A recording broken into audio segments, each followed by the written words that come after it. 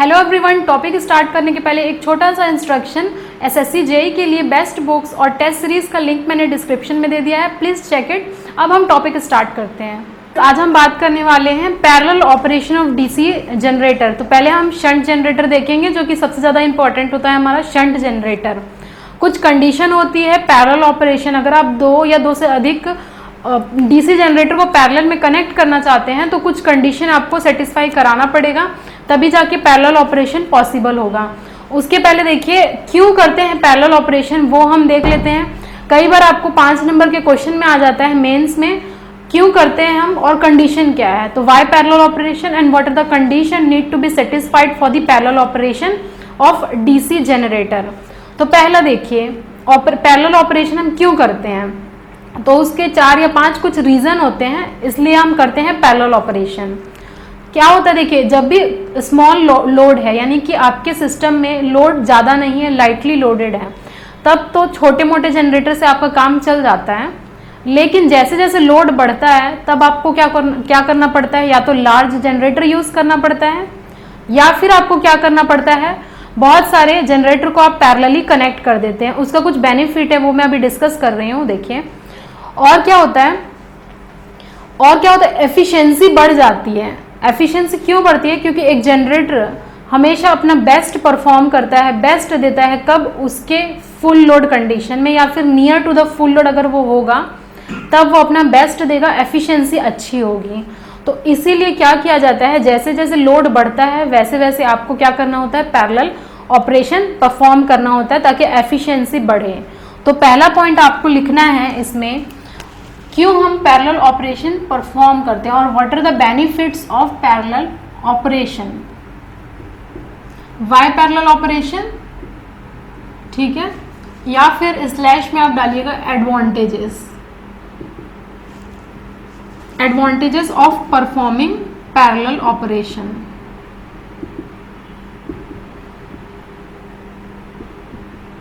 ठीक है, पहला हमने क्या देखा, एफिशिएंसी। एक बार मैं फिर एक्सप्लेन करूंगी कैसे एफिशिएंसी बढ़ जाती है।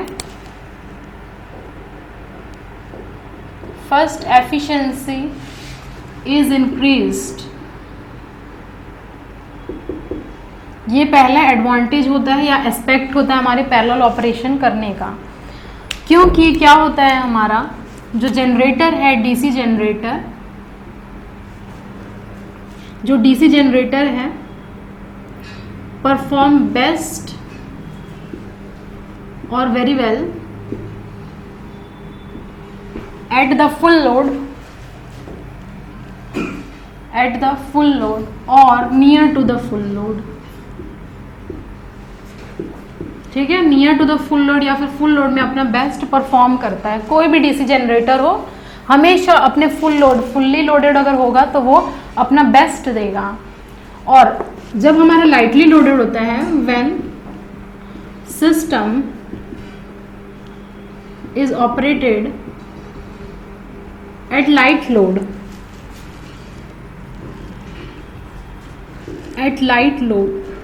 अगर लाइट लोड पे काम हो रहा है हमारा सिस्टम, तो हम ये बोल सकते हैं कि small DC generator is sufficient.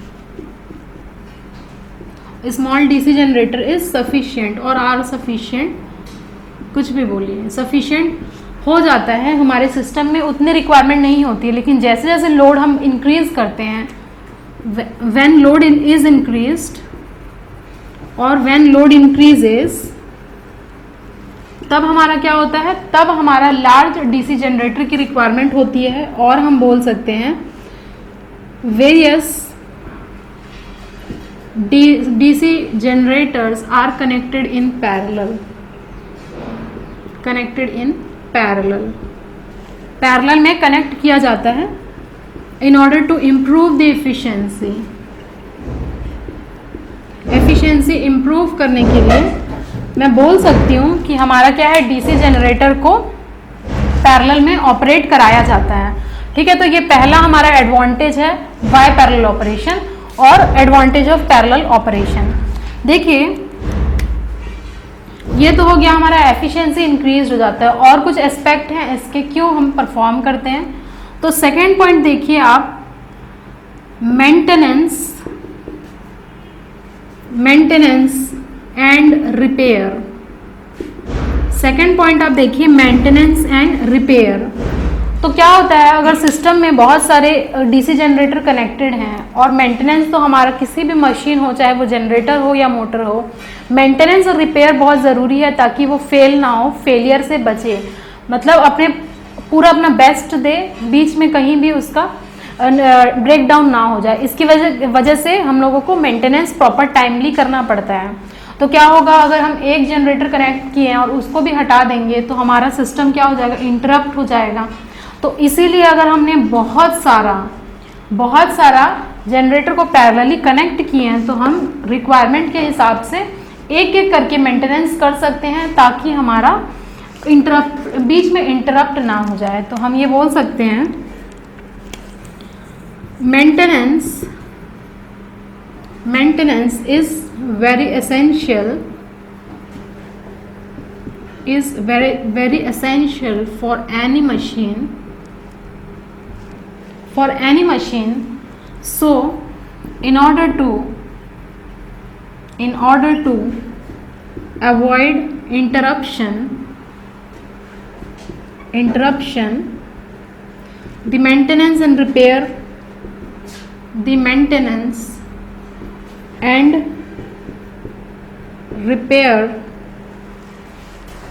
repairs of the machine are performed perform किया जाता है बिना रुकावट के, यानी कि आपको शट डाउन भी नहीं करना पड़ेगा, कंप्लीट शट डाउन, और आप इजीली मेंटेन कर सकते हैं अगर आपने सिस्टम पैरेलली कनेक्ट किया है। तो ये आपका सेकंड एडवांटेज है। आइए थर्ड एडवांटेज देखते हैं। तो हमारा थर्ड एडवांटेज है, थर्ड वही है, सिंपल आप बोल सकते हैं, रिलायबल और कंटिन्यूटी ऑफ सप्लाई मेंटेन रहेगी। थर्ड पॉइंट आप बोल सकते हैं रिलायबिलिटी और कंटिन्यूटी ऑफ द सप्लाई।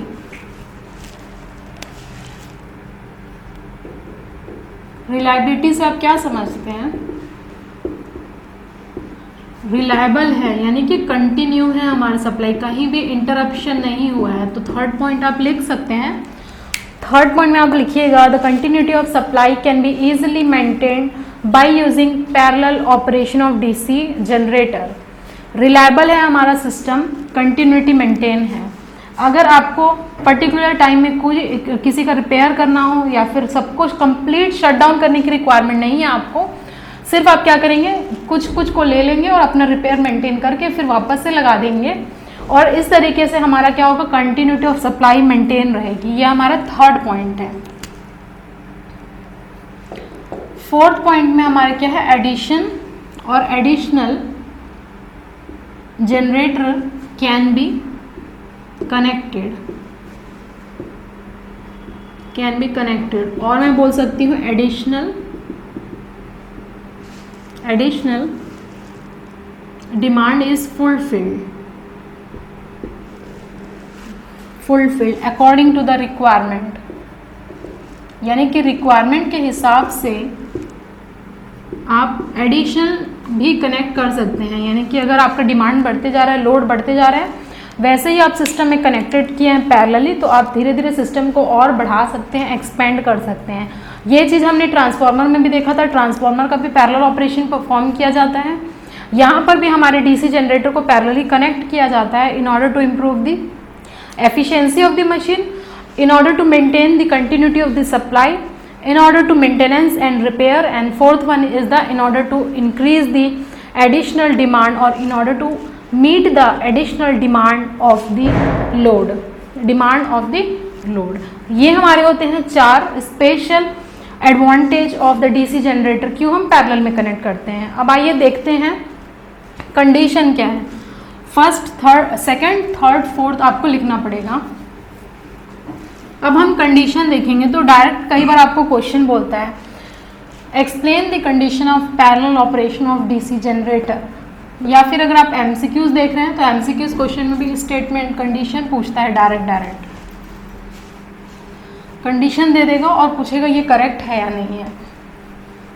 तो आपको देखिए कंडीशन हमें हमेशा याद रहनी चाहिए, या अगर वो सफिशिएंट हो तो भी याद होना चाहिए, और नेसेसरी है तो भी याद होना चाहिए, क्योंकि क्वेश्चन कहीं से भी आ सकता है। नेसेसरी, सफिशिएंट, कहीं से भी। देखिए first, parallel operation of DC shunt generator. DC shunt generator यानी कि हम लोग दो शंट जनरेटर को पैरेलली कनेक्ट कर रहे हैं, पैरेलल ऑपरेशन हम इनके बीच में परफॉर्म कर रहे हैं। ठीक है, तो पहला हम क्या देख लेते हैं, हम डायग्राम देख लेते हैं पहला, उसके बाद हम देखेंगे क्या कंडीशन है। तो आइए डायग्राम हम ड्रॉ करते हैं।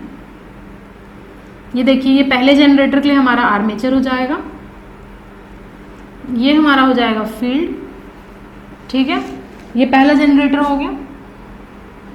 सेकंड जनरेटर के लिए ये देखिए, ये आर्मेचर हो गया और ये अगेन हमारा क्या हो गया, फील्ड हो गया। साथ साथ डायग्राम ड्रॉ करते जाइएगा तो अच्छा रहेगा। यहाँ पर हमारा कुछ लोड कनेक्टेड रहेगा, जो भी हमारा लोड है वो यहाँ कनेक्टेड रहेगा।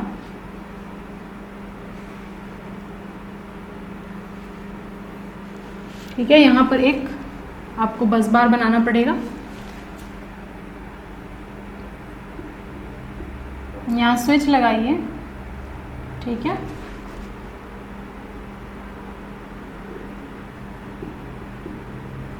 स्विच लगाइए, ये डायग्राम आप ड्रॉ करिए। ठीक है, एमीटर है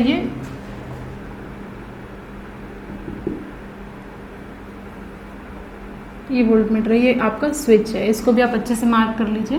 ammeter,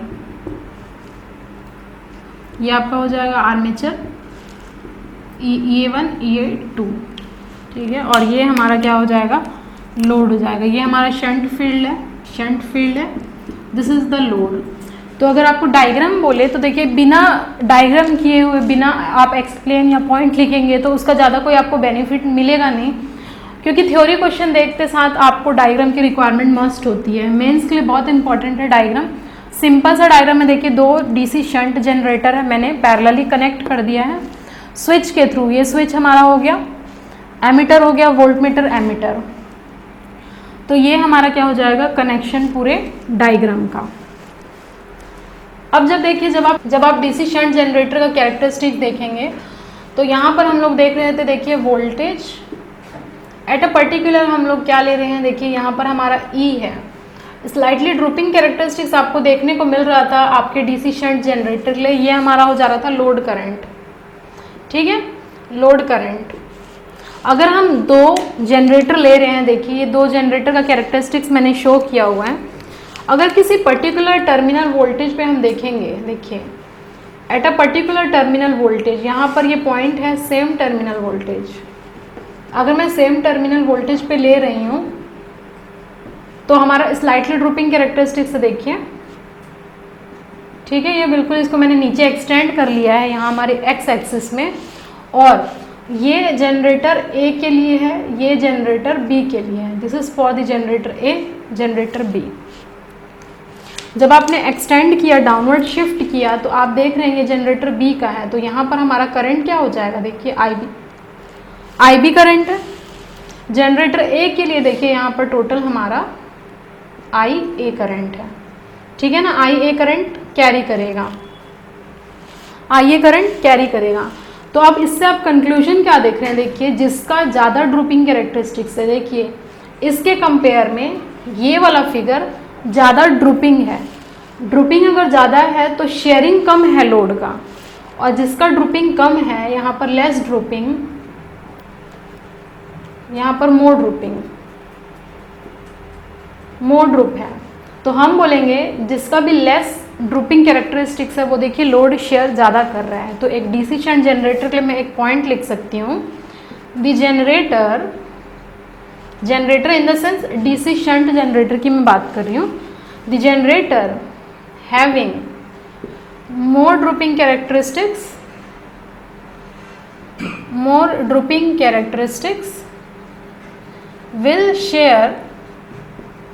will share less loading and vice versa।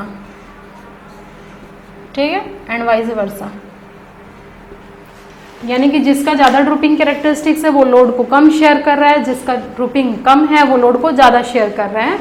ये हम बोल सकते हैं इसको कैरेक्टरिस्टिक्स को देख करके। तो ये भी आपको DC parallel operation of DC shunt generator में एक्सप्लेन करना है और ये डायग्राम आपको शो करना पड़ेगा।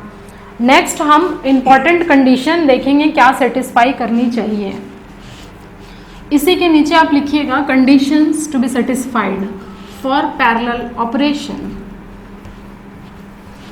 Condition to be satisfied for parallel operation of DC shunt generator.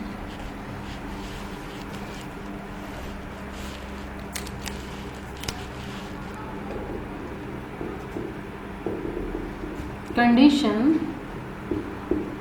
for parallel operation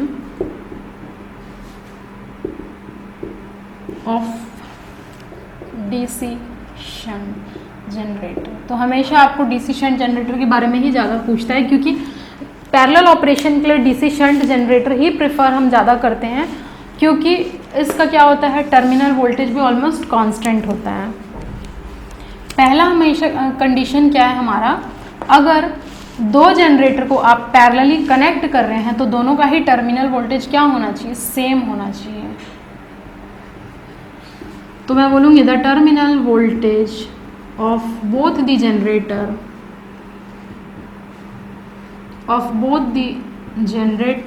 must be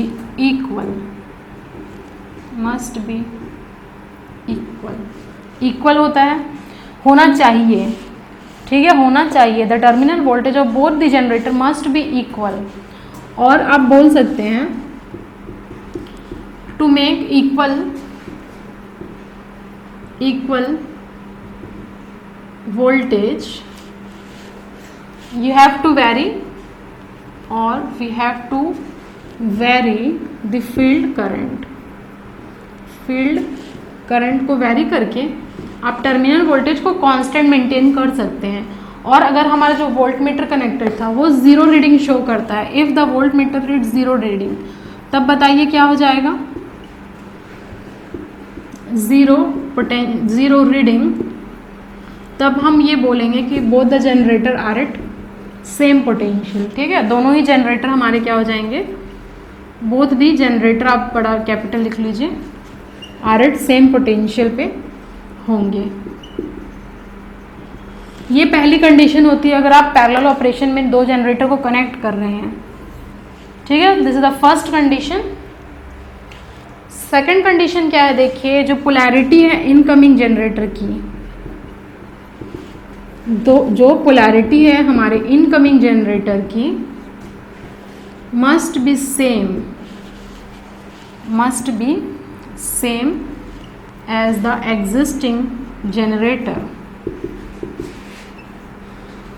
यानी कि एक जनरेटर ऑलरेडी लगा हुआ है और आप क्या कर रहे हैं, दूसरे जनरेटर को उसके पैरेलल में कनेक्ट कर रहे हैं, तो जो पोलैरिटी होती है हमारे इनकमिंग जनरेटर की, जिसको कि आप कनेक्ट करना चाह रहे हैं, उसकी पोलैरिटी मैच होनी चाहिए एग्जिस्टिंग जनरेटर के साथ, तभी पैरेलल ऑपरेशन परफॉर्म करना ईजी होगा, यानी कि सेटिस्फाई करेगा हमारा पैरेलल ऑपरेशन।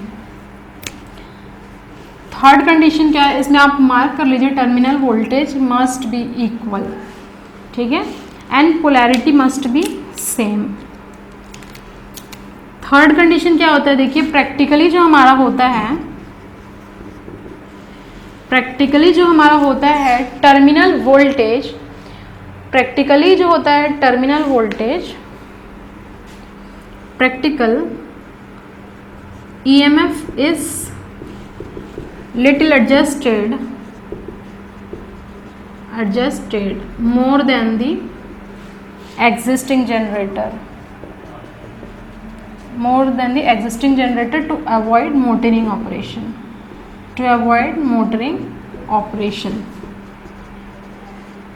एक्चुअली क्या होता है ना, हमारा टर्मिनल वोल्टेज इक्वल होना चाहिए, लेकिन प्रैक्टिकली EMF थोड़ा सा ज़्यादा लेते हैं, क्योंकि एक जनरेटर और दूसरी जनरेटर के बीच में क्या होता है, मोटरिंग ऑपरेशन होने लगता है, एक डिलीवर करता है तो दूसरा लेने लगता है और मोटरिंग ऑपरेशन हो जाता है। तो उसको अवॉइड करने के लिए लिटिल थोड़ा सा ज़्यादा एडजस्ट किया जाता है हमारे पैरेलल ऑपरेशन के लिए। ये तीन कंडीशन है, terminal voltage must be same, polarity must be same. ये देखिए पूरा ये थ्योरी आपके लिए इंपॉर्टेंट है।